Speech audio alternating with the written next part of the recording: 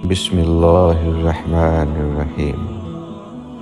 شروع اللہ کے نام سے جو بڑا مہربان نہایت رحم والا ہے۔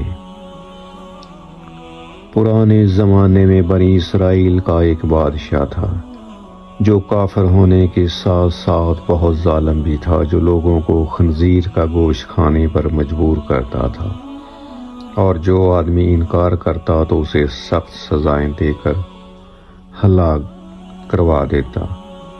پھر اس زمانے کے سب سے بڑے عابد کو بادشاہ کے پاس لایا گیا۔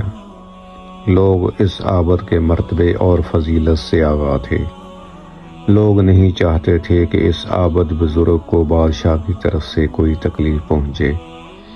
چنانچہ ایک سپاہی نے عابد سے کہا، آپ مجھے ایک بکری کا بچہ ذبح کر کے دے دیں، جب بادشاہ کہے گا کہ اس عابد کے سامنے خنزیر کا گوشت رکھیں تو میں وہی بکرے کا گوشت آپ کے سامنے پیش کر دوں گا۔ بادشاہ یہ سمجھے گا کہ آپ نے اس کی خواہش کے مطابق خنزیر کا گوشت کھا لیا، اور اس طرح آپ بھی ہلاک ہونے سے محفوظ رہیں گے۔ عابد نے بکری کا بچہ ذبح کر کے اس کا گوشت سپاہی کو دے دیا۔ جب عابد کو بادشاہ کے سامنے لایا گیا تو بادشاہ نے حکم دیا کہ خنزیر کا گوشت لایا جائے۔ منصوبے کے مطابق اس سپاہی نے بکرے کا گوشت عابد کو پیش کیا۔ بادشاہ نے کہا، میرے سامنے خنزیر کا گوشت کھاؤ۔ عابد نے کہا، میں ہرگز نہ کھاؤں گا۔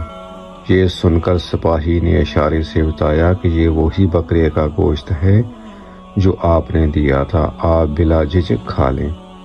لیکن عابد نے بادشاہ کے سامنے وہ گوشت کھانے سے انکار کر دیا۔ ظالم بادشاہ نے سپاہیوں کو حکم دیا کہ اسے قتل کر دیں۔ جب عابد قتل کرنے کے لیے لے جایا جانے لگا تو وہی سپاہی قریب آیا اور کہا، آپ نے گوشت کیوں نہ کھایا؟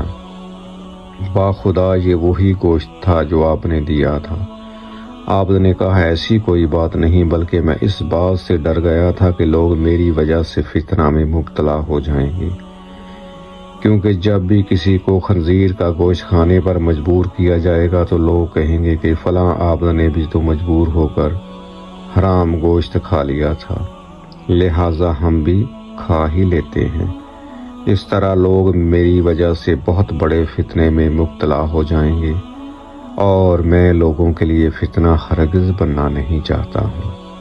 یہ کہہ کر وہ عابد خاموش ہو گیا، اور بالآخر جلاد نے اس بزرگ کا سر تن سے جدا کر دیا۔ اللہ تعالی ہم سب کو اس بزرگ جیسی اللہ سے محبت اور حرام و حلال میں تمیز کرنے کی توفیق عطا فرمائے، اور اس جیسی جرأت عنایت فرمائے۔ آمین ثم آمین۔